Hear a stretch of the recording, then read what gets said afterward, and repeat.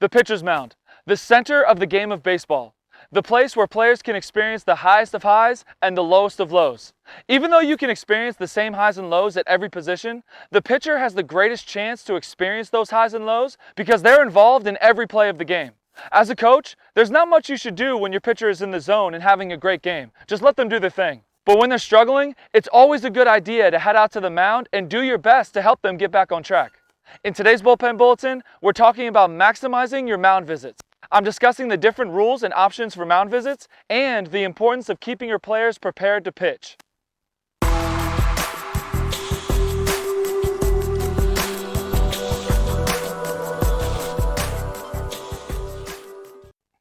Hey team, it's Coach Hart with Building Better Baseball, the best place for baseball education. Thanks for tuning in today, and I just want to quickly say that this channel is all about youth baseball improvement for players and coaches. So if that sounds like something you're looking for, be sure to subscribe to the channel. I come out with a new video every week to help you in your baseball journey. Also, if you stick around to the end, I'm giving you a couple free guides as my gift to you for stopping by, so don't miss out. Now, let's make sure you make the most out of every mound visit. Topic number 1 is mound visit rules. First, I want to cover the rules for coaches' mound visits in youth baseball. Just like in any sport where coaches have timeouts, they can't call as many timeouts as they want. There's a set number of timeouts that they get, and then once they hit their limit, they don't have any more.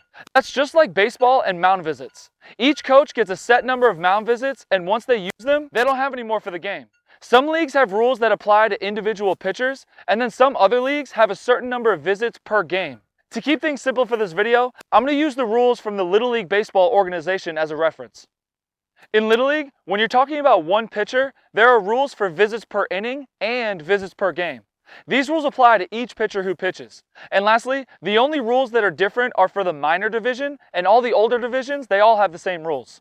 In the minor division, coaches are allowed to visit the same pitcher 3 times total in one inning, but the pitcher must be replaced on that third visit. As for the game, coaches are allowed to visit the same pitcher 4 times in that game, but the pitcher must be replaced on that 4th visit. For the major division and older, it's just 1 less visit in each category. Coaches can visit the same pitcher 2 times total in one inning, but that pitcher must be replaced on the 2nd visit. For the game, coaches can visit the same pitcher 3 times total in one game, but that pitcher must be replaced on the 3rd visit. So what it boils down to in almost all Little League Baseball is the coach has 1 visit per inning and 2 visits per game before they have to replace the pitcher. The second topic is you have 3 options for your mound visits. With all the information that we just talked about in the first point, I'm sure you can see how important it is to make the most out of every mound visit. When you're using a mound visit, you have 3 options to think about. You can talk to the pitcher alone, you can pull in the catcher and talk to the pitcher and catcher together, or you can pull in the entire infield to the mound and talk to everyone together. The most important 2 questions you can ask yourself before you leave the dugout are, number 1, what's the reason for this mound visit? Is the pitcher struggling and showing poor body language and you just want to calm him down with some solid motivational advice? Do the pitcher and the catcher seem to be on different pages and you just want to bring them together to make sure everything's all right? Is the infield making errors and you just want to bring them together to get them refocused?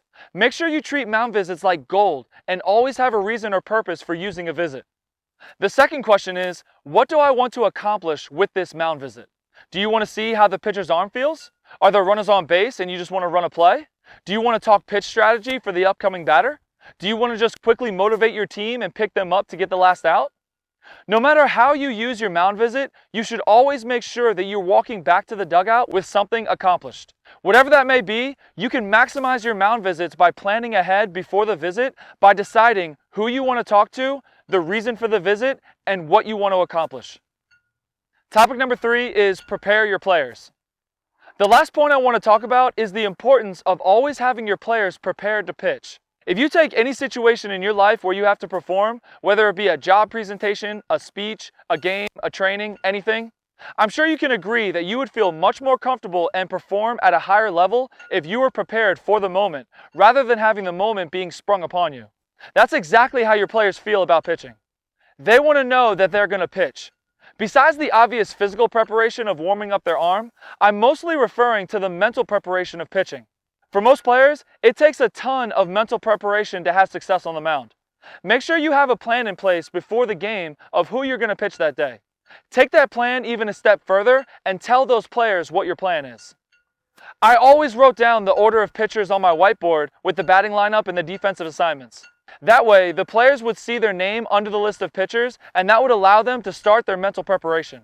As we went through the game, I would inform each pitcher of my plan and when I was going to use them.